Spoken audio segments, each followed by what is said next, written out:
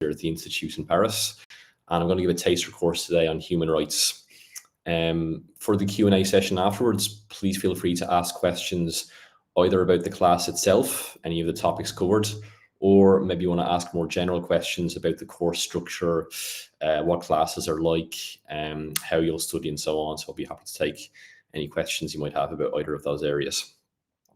Okay, I'll get right into it. So the title of today's class is Human Rights, Theory and Practice. So we can think of this initially about the topicality of human rights. If you think about everything that's going on in global politics today, some of the really terrible phenomena unfolding in Gaza, Lebanon, Sudan, the plight of refugees today, the plight of stateless peoples.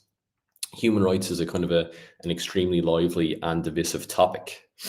Now, something that's quite striking is that there's a degree of consensus across the political spectrum that human rights are values that need to be defended. There's a huge amount of hypocrisy from politicians regarding the implementation of human rights. There's a huge amount of differences of views on how and who is deserving of human rights, but it's generally a compulsion from across the political spectrum that we need to defend human rights, even if the responses to how that's done are not always satisfactory. This consensus is relatively new. Human rights discourse was kind of compounded by the 1948 UN Declaration for Human Rights. But it's just one of many ways for struggling for equality and justice in the modern world. Other frameworks that were used in the post-war period included anti-colonial liberation, socialism, but also other rights-based frameworks. So in addition to human rights, you have the idea of civil rights, and we could go further back in history in France to the rights of man. So what I want to think about is how and why it was human rights that became such a prominent word for young people pursuing rights-based struggles in the modern world. And here, Kate, I might just ask you to go to the next slide, please, because this ties into some of the kind of key questions for today. And if you tap down, you can introduce the three questions I'm going to pose.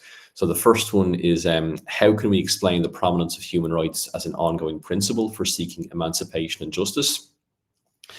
What had to change in global politics for human rights to come to prominence?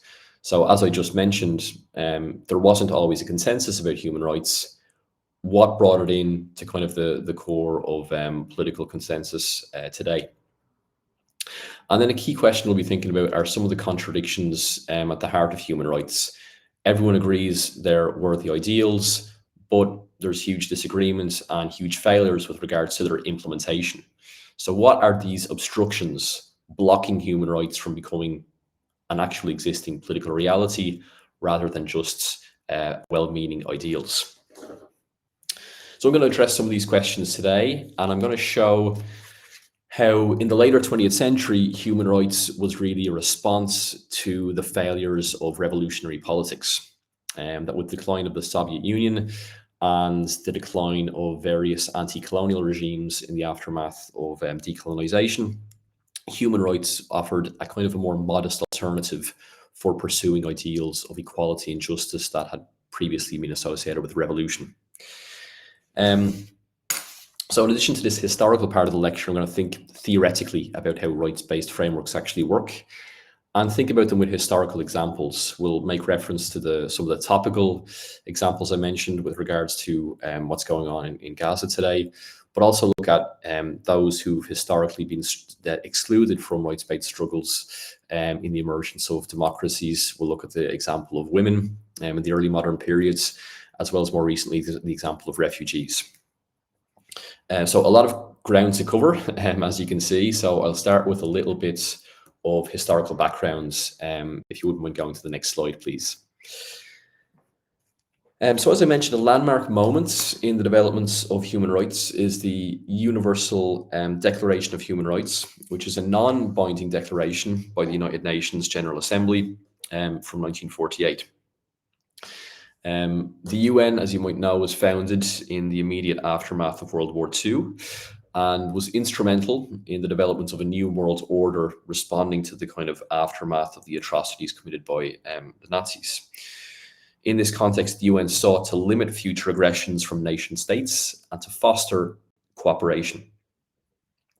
Its Declaration on Human Rights urges member nations to promote a range of human, civic, economic, and social rights, asserting these rights as part of the, quote, foundation of freedom, justice, and peace in the world.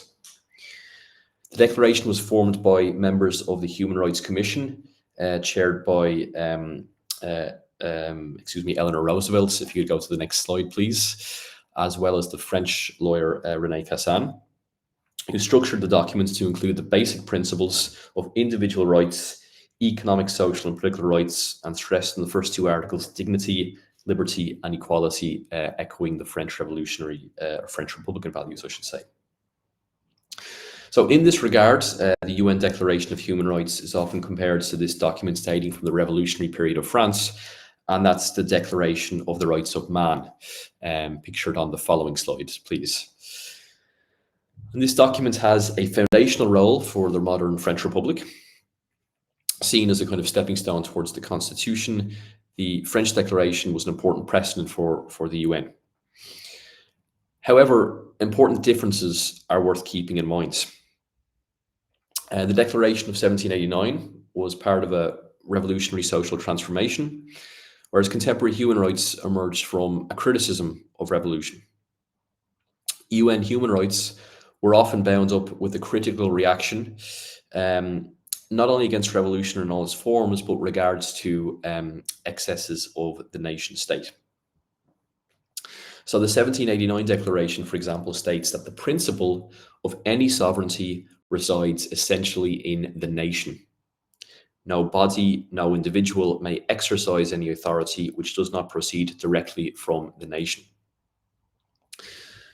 So where this document takes place in the context of the emerging French nation state and the broader context of the rise of nationalism in the 19th century, the UN Declaration suggests, as I mentioned, a caution with regards to nations and nationalisms and a desire for international cooperation, given the excesses of far-right nationalism in interwar Europe. So this indexes a little bit of a shift in how rights were conceived in the modern era. However, despite its aims, UN human rights did not manage to transcend the centrality of the nation state. In fact, the UN project, as envisaged in the Charter, was not intended to be legally enforceable by international means. So the terminology of the declaration was quite weak in this regard, with its core expression referring to, and I quote, the protection and promotion of human rights. So the vocabulary of, promotion, it kind of risks reducing the UN to a kind of role which would be, to be ungenerous, would be comparable to a kind of a form of cheerleading, voicing support for human rights, but not actually having the means to enforce their application and protection. The actual juridical mechanism of international human rights action came to be heavily mediated by the United Nations Security Council, a body of member states who consider case-by-case approaches to human rights breaches. And effective action requires consent on the part of its permanent members, including, of course, China, the United States, and Russia, all states with systematic records of human rights abuses. So we can see how there's a major kind of contradiction in how it might be protected and applied there. So more broadly, this persistence of the nation state problem is just one example of a larger but fundamental question regarding the sphere of implementation of rights. Obviously, the sphere, has to be in some sense political. It has to employ either institutions or governing bodies or some more general sense of civic belonging through which these rights can be assured. But these frameworks of belonging and inclusion paradoxically bring exclusion at the same time. Throughout history, political communities have been characterized by who they exclude, hence the xenophobia that can all too comfortably accompany nationalism. Even political projects that are centered around equality and universal rights turn out in practice to be not so universal, with powerful actors repeatedly implying that some rights are fake or some peoples less worthy of access to those rights. Struggles around women's rights, for example, have sometimes been marginalized both by those advocating for human rights and within other struggles. So we can find a quite interesting example of this if we dwell in revolutionary France for a moment on the following slide, please. So during the revolutionary periods, the groundbreaking feminist Olympe de Gouges radically challenged the failure to recognize women's equality within the text of the Declaration of the Rights of Man and Citizen. In response, she wrote a Declaration of the Rights of Woman and the Female Citizen, published in 1791, and which states that, and I quote, "This revolution will only take effect when all women become fully aware of their deplorable condition and of the rights they've lost in society." And if we could move on to the next slide, it also states, as you can see on your screen here, woman is born free and remains the equal of man in rights. Woman is entitled to mount the scaffolds. She must be equally entitled to mount the rostrum of the National Assembly. So this last phrase from de Gouges here is a particularly clever piece of political reasoning. The scaffolds she refers to in the quote is a reference to the site where executions took place during the revolutionary period, while the rostrum is the seat of the National Assembly. So the space of politics had been gendered as male, and women were directly excluded, despite the revolutionary vaunting of equality at the time. But what de Gouges is pointing out here is that the male framework for delineating what is and is not political is incoherent, even if we were to take its own sexist terms at face value. Men actually include women in the political sphere despite themselves, because, as she suggests, if women's ideas are seen as dangerous enough, as consequential enough, that women could be brought to be executed, then surely they should be granted inclusion in other aspects of life for their political participation. So if we turn to the next slide, we'll see that for the philosopher Jacques Rancière, the story of de Gouges illuminates the ways in which politics is about borders, of the power that draws borders and rebellious actors who interrogate and challenge these borders. De Gouges highlighted the fragility of the border separating political life from what might be called bare life, referring to the sphere of those who are not recognized or who are marginalized, refused citizenship, refused participation, not granted the same rights as others. As Rancière writes, the point was precisely that equal-born women were not equal citizens. They could neither vote nor be elected. The reason for the prescription was, as usual, they could not fit the purity of political life. They allegedly belonged to private domestic life, and the common good of the community had to be kept apart from the activities, feelings, and interests of private life. Olympe de Gouges' argumentation precisely showed that the border separating bare life and political life could not be so clearly drawn. There was at least one point where so-called bare life proves to be political, and that's where women were sentenced to death as enemies of the revolution. If we expand upon this way of thinking about politics during the 20th century into our contemporary historical moments, the border between what Rancière calls political life and bare life continues to operate in various contradictory and dangerous ways. The refusal of citizenship is one way of being ejected from the sphere of the political to a sphere of bare life where human rights are no longer assured, but as movements of undocumented migrants in France have shown, those denied citizenship rights are included in often nefarious ways. So, as an example to illustrate my point here, we could return to a moment over the summer in France where there was a round of legislative elections. And there was a lot of anxiety about these elections because there was a belief that the far-right Rassemblement National party were going to win. And just prior to the vote taking place, there was a feature in the news from some members of the restaurant industry, some various restaurant owners, who said that if the far-right policies were implemented, the French hospitality and restaurant industry would collapse, because so much of the labor in kitchens in Paris and around France is done by undocumented migrants. And this is a key contradiction of Western economies. So many of these migrants are denied political citizenship rights, all the while they're absolutely foundational and essential to the workings of the economy. So in a sense, they're kind of included in economic terms, included for economic exploitation, but they're excluded politically. And these kind of dividing lines crisscross inclusion, exclusion, creating this kind of fatal contradiction within Western democracies today. So the borders of inclusion and exclusion are not so clear-cut as I've been suggesting. The philosopher Hannah Arendt suggested, if we turn to the next slide, please, that the problem with rights is that when people are most in need of them, this is when they are most likely denied. And if we could turn down to, the 3 bullet points, that's great, thanks. The idea of human rights assumes that humans possess a set of rights simply by virtue of being human. But this is unfortunately not the case. Humans actually acquire rights as part of a political community. And in the modern world, it's the nation states which remain central to guaranteeing political community, and it's citizenship that gives people the rights they most need to defend themselves.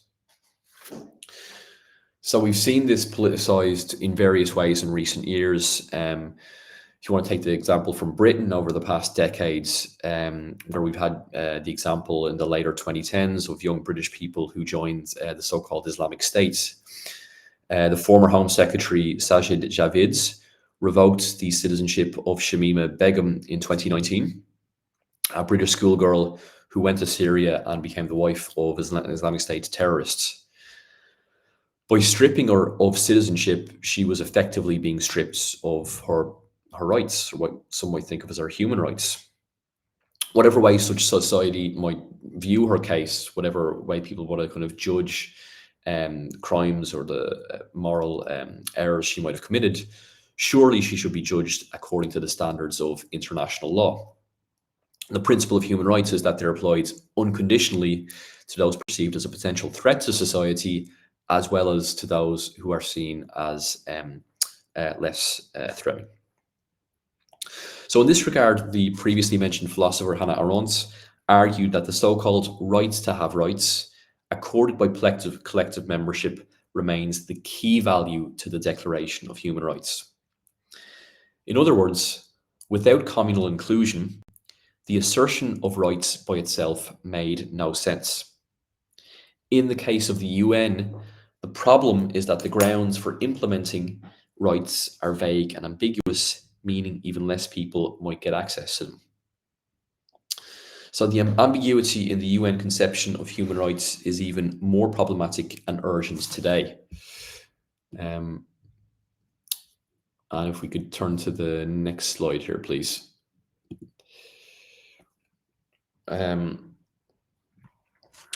So many are in agreement that one of the ways to address the fundamental rights denied to Palestinian peoples is not to insist on their kind of abstract human rights, but to recognize a Palestinian state to which they belong, a mechanism through which their rights could be better ensured within the international system. And recent reports have highlighted, for example, the plights of Palestinian prisoners, those who are kind of detained without trial. And this is a kind of human rights transgression on the level of international law, but it's not a transgression on the level of Israeli state law, because Israeli state law has a status of detention without trial that can be applied to those who don't have the same equal citizenship rights, particularly Palestinians in the West Bank. And that means that they can be subject to imprisonment with no evidence, with no extended trial, and that can be renewed every 6 months for a period of years and years. So some of the headlines here talk about how these have been highlighted by human rights watch groups, how they've been reporting on the mechanisms through which these work. And like I said, international law will say these are absolutely fundamental breaches of human law, or of international human rights law. But because of the nation state parameters drawn by the Israeli state, it means that it's allowed to persist. So what this suggests is that rights-based struggles need to take place not only in international humanitarian spheres, but also on the terrain of nation-state laws as well, to protect and guarantee rights. So recent years have also seen refugees treated as undeserving of human rights, whether it be in recent UK policies that are very controversial, or the abandonment of refugees in the Mediterranean with the hardening of EU borders, or the criminalization of NGOs and activists who engage in hospitality and solidarity. Many of these problems in human rights framing were implicit or latent in the text of the UN Declaration itself, because it guarantees all individuals the right to freely leave their home countries, but not the right of free entry into other countries. So to keep thinking about this question, who gets access to rights now, I'm going to move into a more historical discussion of the post-war period and show you a few more examples of how activists have thought about this question. So if we move on to the next slide here, please. Even from the beginning of the UN, the international liberal order was challenged by anti-racist activists regarding ambiguities, contradictions, and inconsistencies in the recognition of rights. The sociologist and activist W.E.B. Du Bois, for example, highlighted the way in which advocates of human rights on the international stage were fundamentally hypocritical about such values on a more local level. So in 1947, Du Bois and the National Association for the Advancement of Coloured Peoples submitted an influential petition to the UN Human Rights Commission demanding accountability for human rights violations against African Americans in the United States. Du Bois' petition to the UN is considered as one of the first organized pieces of activism regarding human rights issues being used by the US on a global stage. And basically what Du Bois and fellow activists were saying is that the US is spearheading a so-called liberal international order and talking about human rights on the global stage. But this is fundamentally laughable, given that domestically they've got segregation laws and a structurally racist society in which African Americans do not have equal rights. So Du Bois tried to use this framework of human rights to win concessions and to gain momentum for the civil rights on a domestic level as well. Subsequently, in the 1950s, and with the growth of the civil rights movement in the 1960s, we had different interpretations of the UN which started to develop. So one example of this I'd like to point you on the next slide, please, is that of the Black Power activist Malcolm X, who talked a little bit about how human rights might be able to compensate for the weaknesses of civil rights. So here you'll see that you might find some of my perspective on human rights has been a little bit pessimistic until now, but you'll see that Malcolm X had a more optimistic perspective writing in the 1960s. In his speech, The Ballots or the Bullets, he talks a little bit about how human rights could be used by African American activists at the time. So this quote, it says, "When you expand the civil rights struggle to the level of human rights, you can then take the case of the black man in this country before the nations in the UN. You can take it before the General Assembly. You can take Uncle Sam before a world court. But the only level you can do it is on the level of human rights. Civil rights keeps you under his restrictions, under his jurisdiction. Civil rights keeps you in his pocket. Civil rights means you're asking Uncle Sam to treat you right. Human rights are something you were born with. Human rights are your God-given rights. Human rights are the rights that are recognized by all nations of this earth." And anytime anyone violates your human rights, you can take them to the World's Court. Um, so, as I've been suggesting, Malcolm X might have been slightly optimistic about the capacity of the UN to enforce human rights legislation on a so-called World Court.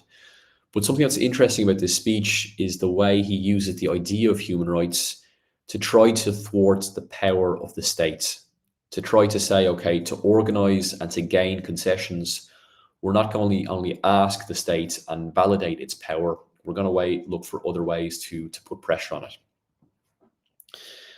Okay, moving on a little bit then. So aside from figures like Malcolm X, human rights did not actually come to wide-scale prominence really until the 1970s.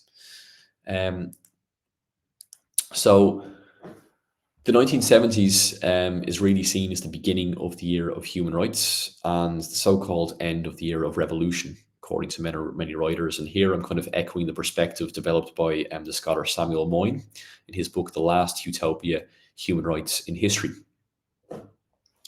And Moyn in this book talks a little bit about how the revolutionary uprisings of the late 1960s took their language from anti-imperialism or from Marxism.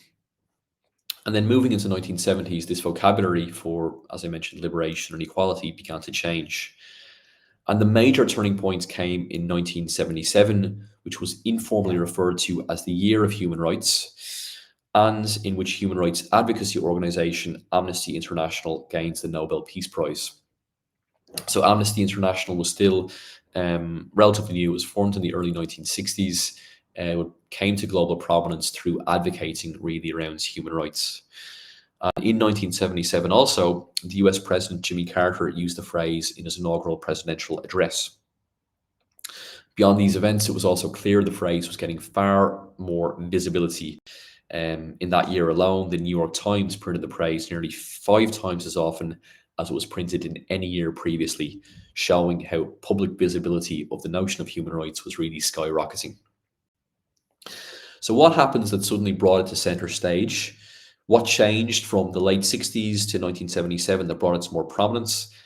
As I suggested, one of the major issues was the decline in revolutionary politics, partially because of some of the problems and dead ends that the notion of revolution ran into, and also because of the revelations coming out regarding the Soviet Union. It had been known for a long time that there were obviously major human rights breaches and authoritarianism in the Soviet Union for decades.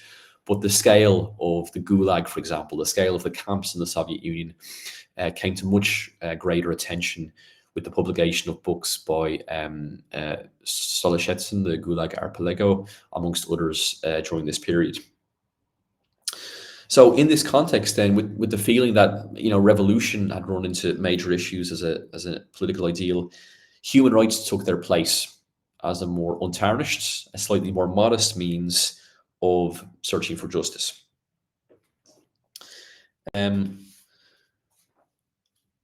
Okay, just the final bullet point on the screen talks a little bit then about the question of scale here in political struggle. There's a shift from maximalism, the idea of social transformation, of wide-scale revolution, to minimalism, and that means that politics is less about trying to change the entire world in one sweep, or even trying to radicalize a nation state, but instead trying to have more strategic, pointed efforts to defend humans on an individual level, rather than trying to build a whole new collective way of living, let's say. So slightly more modest way of starting to pursue human rights struggles in that sense. So if we fast forward to the early 21st century then, at the moment of the 2000s, there was a bit of a backlash against human rights by scholars and activists for a couple of reasons. First of all, there were some philosophers such as Bernard-Henri Lévy, French philosopher, photographed on your screen here, who was very notorious for liking to wear suits in which his shirt is bottomed most of the way down. The flamboyant Parisian style you might see on the boulevards. But he, Bernard-Henri Lévy, or BHL as he's known, is one of many prominent figures who advocated Western military interventions in the name of human rights. And this included interventions with regards to, let's say, the US going into Afghanistan, or the US going into Iraq in 2003, wars which were seen as being somewhat cynically motivated and having very, very destructive consequences, but which were presented as being about human rights, let's say, of protecting Afghanistan women, or of protecting the Iraqi people against autocratic regimes. So these interventions were always justified, or very often justified, in the name of human rights. And that led many critics to be quite cynical about the notion of human rights. Because of this alliance between, human rights discourse and US military power, many philosophers and theorists had a kind of a backlash against the concepts. So one example is Slavoj Žižek, who wrote this essay against human rights in 2005. Alain Badiou, the French philosopher, is another famous example. But there are many scholars who've become a little bit critical because of this association between, let's say, Western military intervention and the use of human rights to masquerade that. At the same time, we should be very cautious to not throw out the baby with the bathwater, to use an old phrase, because marginalized peoples still use human rights discourse quite strategically to make democratic gains. One example of this we can see on the next slide is the example of indigenous groups claiming the rights of indigenous peoples. And here in the UN Declaration on the Rights of Indigenous Peoples, Les Malazar emphasizes how, and I quote, "We emphasize once again that the Declaration on the Rights of Indigenous Peoples contains no new provisions of human rights. It affirms many rights already contained in international human rights treaties, but rights which have been denied to the indigenous peoples."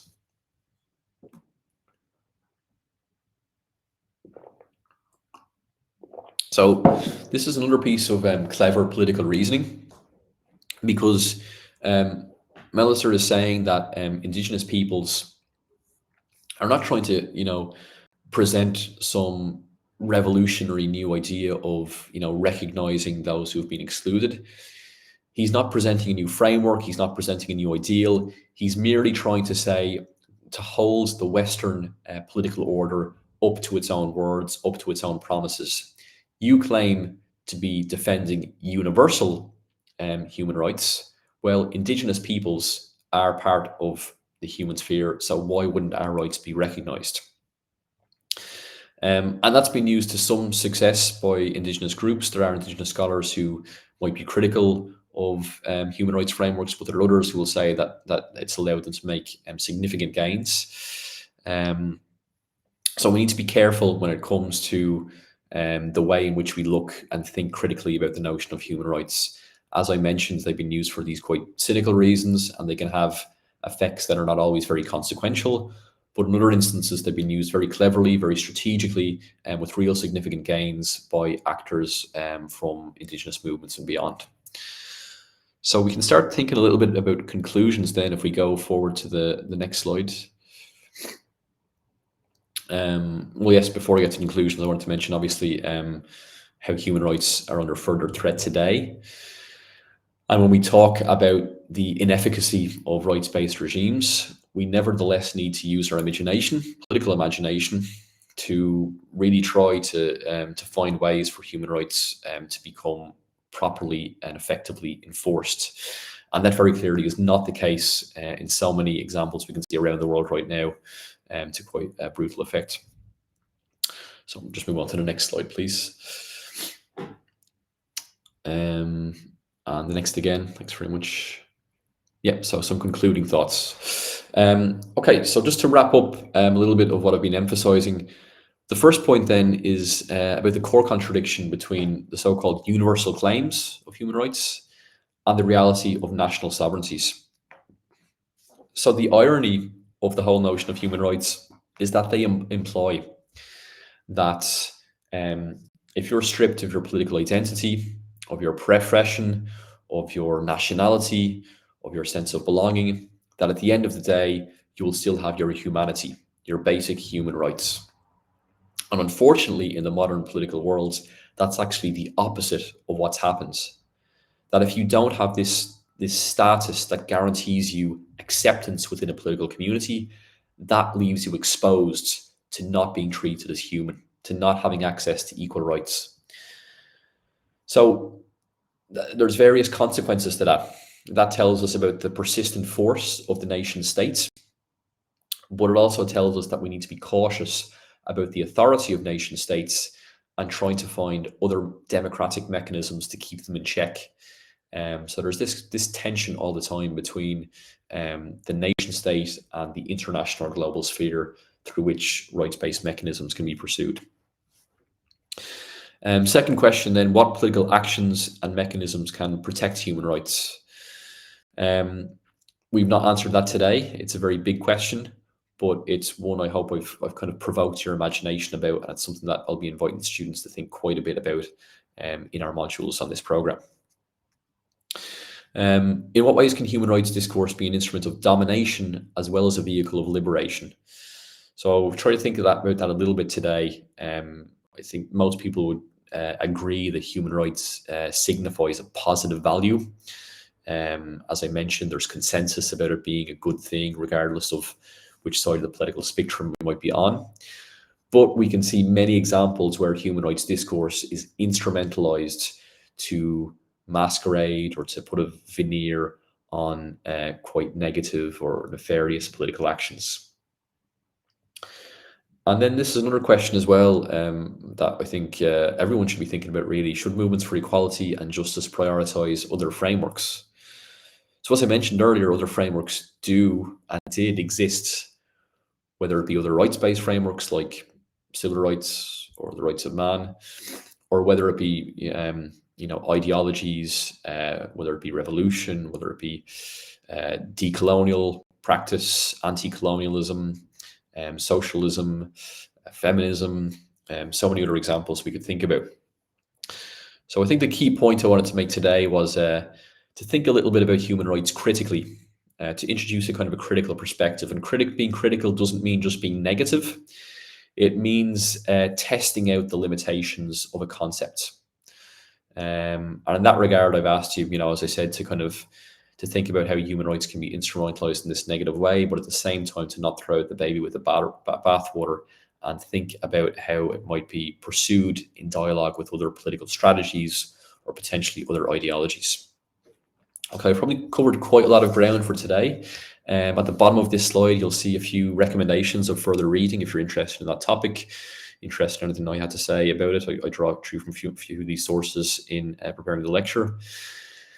And now we're going to have a little bit of time for questions. So as Kate said at the beginning of the talk, you've got a chat box in the top right of your screen. Perhaps you've already seen it or been using it. Please don't hesitate to enter any questions either about what I've been talking about, or maybe you want to ask a bit about the structure of the degree, the ways we study here, what kind of classes you might take, what kind of options you might have, etc. So please do go ahead and pose any questions. Thanks. And thanks for tolerating my cold-fueled voice today. I'm struggling with a bit of a flu. It is the season for it, Eugene. Thanks for taking us through that. I have a couple of questions which I'll ask. We also have our head of student and academic services, Claire Miller, on the line, I believe. So if there are any questions that relate more generally to the student experience, we can hopefully address some of those for you here today as well. The first question is, how are the classes structured? So what's the lecture size? What's the tutorial format? Can you give us any insight? Yep. Good question. So there's a couple of class formats. For most modules, the class format will be, if you take a module, you'll have a 1-hour lecture every week and a 1-hour seminar. In lectures this year, there was approximately 38 students in the cohort, so 38 students in the lecture theatre. And it'll be the lecturer who will talk a bit more. But we tend to, because it's a relatively small size institute, and even 38 is kind of relatively small compared to a lot of large UK universities, lectures can still be a little bit interactive. But then as the seminar, we really move into kind of interactive discussion and prioritize student-led learning, which might take place through debates, or it might take place through writing exercises, through close reading, and all sorts of activities. So that's the classic kind of, the lecture seminar structure for most modules. But we also have a unique set of modules at the Institute called Learning Labs. And they're a little bit different. They're 3-hour sessions. And the aim with these classes is to kind of get beyond the conventional lecture seminar formats and experiment with all sorts of different learning activities. We do a lot of group work, students working in groups, sometimes presenting research projects, sometimes doing debates, or they could be doing field reports or site visits. In year 2, for example, we have a whole set of learning labs built around sites of the city. And the idea is to use the city of Paris as a space in which to study the international. So to think of Paris not only as like the capital of France, but also as a capital of international and global politics, in which you can better understand issues like immigration, the legacy of colonialism, the legacy of imperialism, global capitalism, and so on, through going to museums or significant sites in the city. And throughout that learning lab, you alternate between site visits and then activity in the classroom. So that's a little bit of how the modules work. Thanks, Eugene. I think you sort of answered the next question, but if there's anything you want to add to this one before we move on, someone asked, what are the benefits of studying international politics in Paris specifically? But I think you sort of touched on that. You're welcome to add anything else. And then if not, I'll move to the next question. Yeah. Well, I mean, Paris is an incredibly international city. I think any neighborhood you walk around, the language you hear is not only French. You'll hear all sorts of languages between French and English, and in any arrondissement. And it's a really ideal city to think about all the international processes you study in the classroom. So we're right around the corner from the Quai d'Orsay and from the national parliaments. And we visit these kind of really significant institutions, which, as I mentioned, are kind of French national institutions. Could be places like the Museum of Immigration, but as the name immigration suggests, it has this really international, global political significance. But we also, as well as studying international politics through visiting these institutions, we try and think about how international politics is operating on an everyday scale in the city. So in Paris in recent years, you've seen a huge amount of movements, whether it be recently farmers' movements or the Gilets jaunes, the yellow vests, or movements around seeking ceasefire in Gaza, all sorts of political movements trying to seek justice. And I think for students of politics, it's a really kind of exciting, dynamic city to study politics in that regard. I can confirm the location is amazing. Then I've got a question that says, will the degree be more focused on French politics in particular? Not in particular, but it does have a substantial amount of French politics in there. So, for example, in year 1, you'll have 4 compulsory modules, and one of those modules is called Issues in Contemporary French Politics.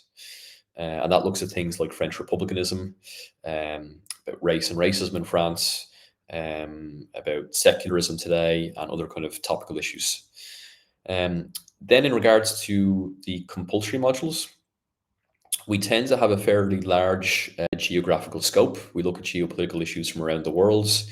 Well, sometimes, very often, because we're working in France and we're in a British institution, we might very often reference examples from British and French politics, because we've kind of got a large cohort of students and lecturers from those sorts of backgrounds.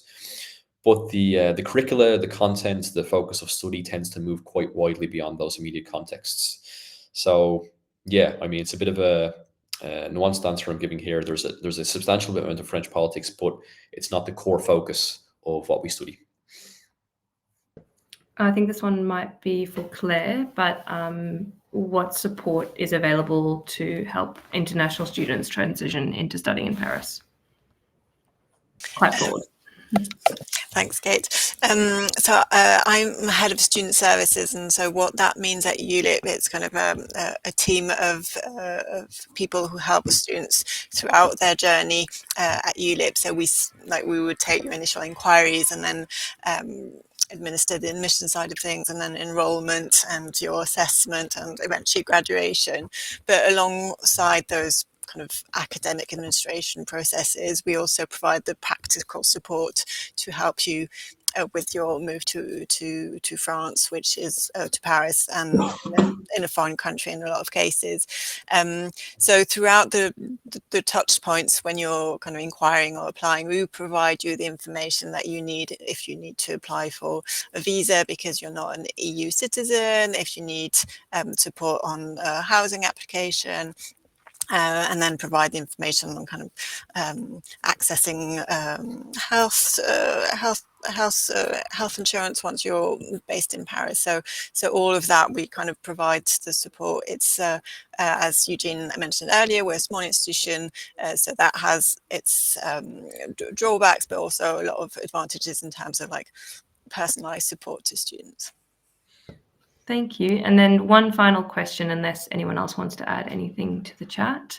How competent do you have to be at French to do the international politics course? There's no prerequisite for the BA in international politics with French. So I should say the BA in international politics. We do encourage students to learn French when they're here. Obviously, to take advantage of living in the city, and it's one of the the great values of studying politics in another country like France. But you don't have to have a French language competency to study the BA in international politics, and the readings are all in English. Yeah, just to add to that, sorry, Kate. So we do offer additional French classes to students who wish to take up French. So those start at beginner level. So you can come to ULIP without any French at all, and we'll offer some beginner French classes starting with bonjour, merci, s'il vous plaît, like the basics. So as Eugene said, like there are opportunities for you to learn French, and we will support you with that. Thanks, Claire. If there aren't any more questions or comments from anyone, I'll just leave it by saying we do have a French Studies taster course next week, Thursday, same time, so 5 p.m. GMT. I will chuck the link in the chat here if you want to register for that, if you're interested in that one as well. And I just want to say a big thank you to our program director, Eugene Brennan, for taking the time to give us a taste of what a course might feel like at the Institute in Paris, obviously with a bit less class participation and interaction, Eugene, but thank you all the same. And thank you to Claire for joining and helping out with the questions. And thank you all for your time. We really appreciate you attending. Thanks very much, everyone.